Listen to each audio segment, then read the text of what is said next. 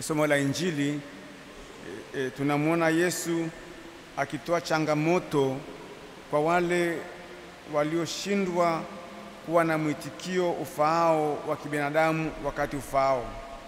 Anasema, tuliwapigia filimbi lakini hamkucheza, tuliimba wimbo wa maombolezo lakini hamkulia.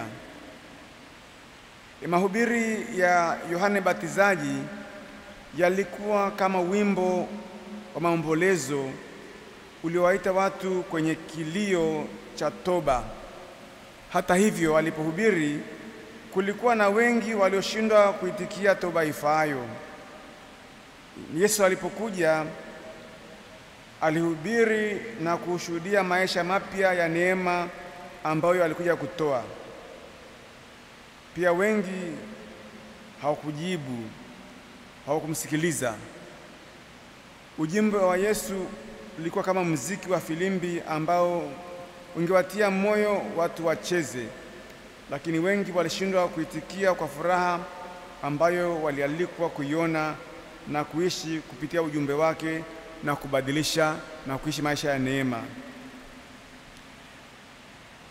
Kuna wakati maalum kwa kila jambo na kwa kila jambo chini ya dunia, chini ya mbingu.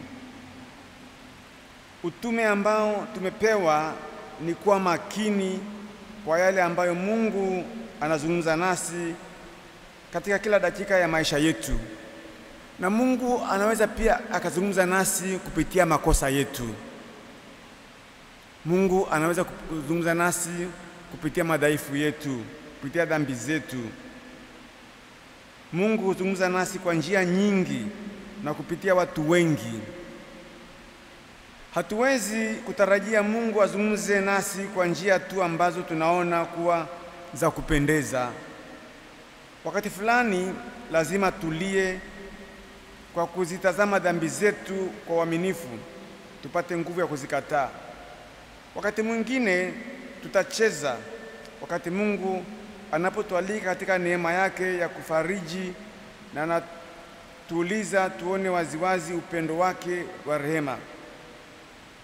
Katika nyakati hizo tunaalikwa kushukuru sana na kutoa shukrani hizo kwa nafsi zetu zote. Basi leo nawalikeni tutafakari namna gani tunaishi neema, wito tuliopewa na Mungu, hasa kuzingatia jinsi tulivyo makini kwa watu wanaotuzunguka, mazingira tunayoishi, nyakati tunazoziishi. Tunaweza kusoma alama za nyakati. Je, usikivu wa hisia zetu hutusaidia kuona uchungu ndani ya mioyo yetu kwa wale wanaoteseka? Je, umelazimika kuwapa sikio la huruma na moyo wa huruma wengine wanaofanikiwa katika maisha? Je, unaweza kushiriki shangwe hiyo pamoja nao? Je, unaweza kufanya hivyo kikamilifu bila wivu wa aina yoyote? Mungu anapokuhimiza kufanya tendo fulani la uongofu na kukupa neema fulani, je, unaweza kusikia na kutii mara moja, ukajibu kwa njia ifaayo? Nafsi zetu lazima ziwe na hisia kwa maongozi ya neema na lazima tujibu ipasavyo. Basi tujitahidi kujipanga na kuishi maisha ambayo Mungu ameweka mbele yetu ya kila siku kulingana na mapenzi yake makamilifu. Kwa sisi madhaifu, basi tuanze ibada hii kwa kukiri udhaifu wetu na kuomba msamaha.